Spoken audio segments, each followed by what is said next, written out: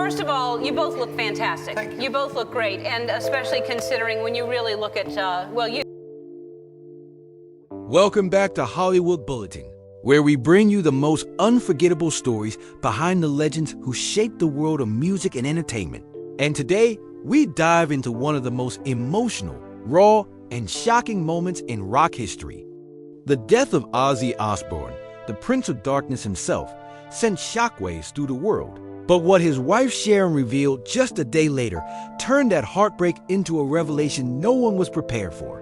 For decades, the Osbournes kept many aspects of their lives guarded. But with Ozzy's passing, the silence finally shattered, and the truth came pouring out, leaving fans speechless and deeply moved.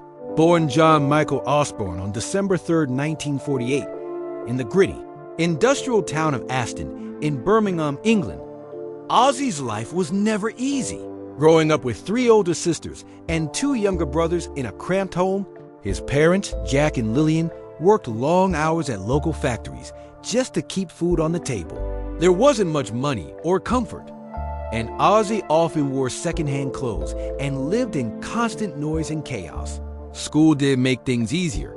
Suffering from undiagnosed dyslexia, he struggled to read, write, and keep up. Teachers mistook him for lazy, and classmates bullied him relentlessly.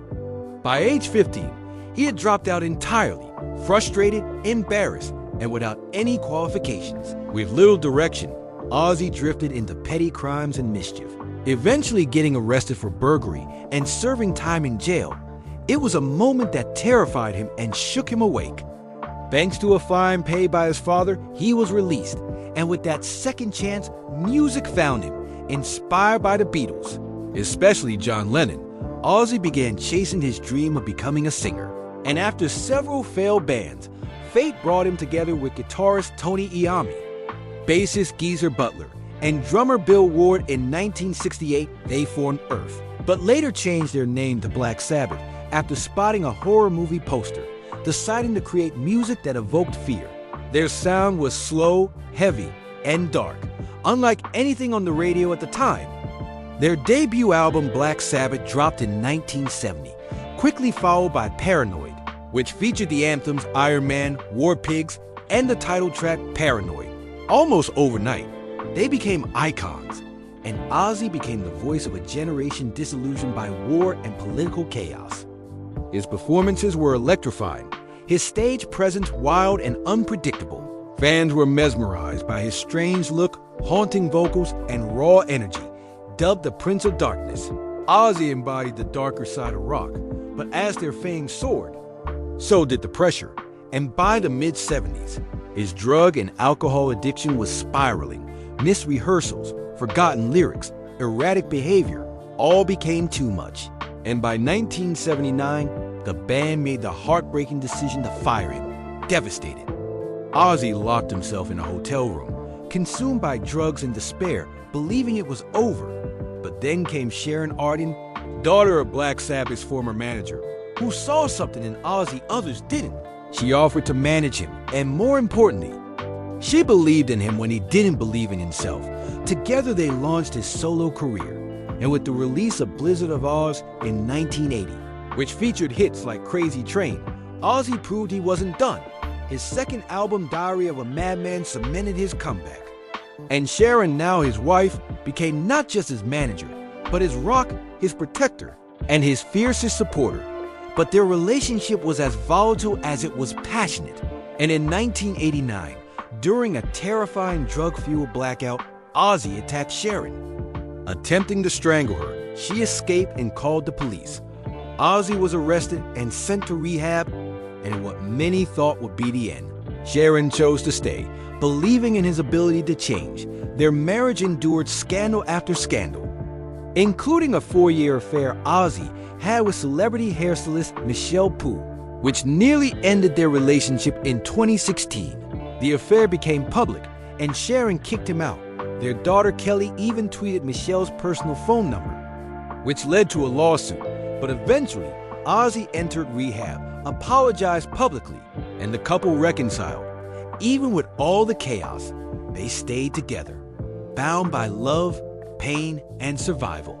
Ozzy's addiction battles lasted for decades, leading to blackouts, health scares, and countless stints in rehab.